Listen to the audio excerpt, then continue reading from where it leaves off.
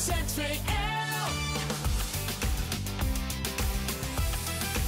Omroep ZVL. Ja, hallo, goedemiddag. Mijn naam is William van der Bilt en ik ben de wijkagent hier van de politie in Hulst. En het is deze week de week van de wijkagenten.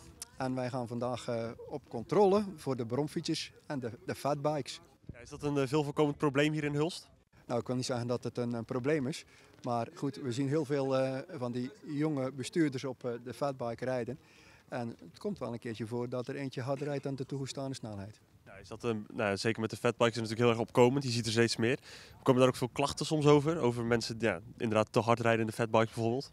Ja, de mensen die schrikken natuurlijk dat ze plotseling zo'n fatbike zien rijden vanwege het grote snelheidsverschil.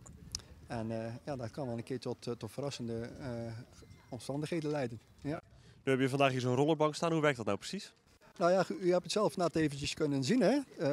De motorrijder is erbij en die haalt de fatbike of de bromfietsbestuurder naar de kant. En die begeleidt hem naar de controleplaats. Nou hebben we dit apparaat hiervoor tot onze beschikking gekregen. Nou, het is de bedoeling dat de fatbike op de bank terechtkomt. Hij wordt keurig vastgezet.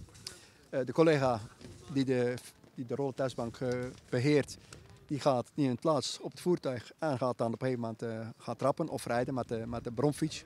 En op het scherm kunnen we dan aflezen, precies zien hoe hoog de snelheid is. En als die boven de wettelijke snelheid is, dan gaan we daar maatregelen voor treffen. In de vorm van soms een waarschuwing. Maar soms ook als het echt te hard is, krijgt hij een procesverbaal.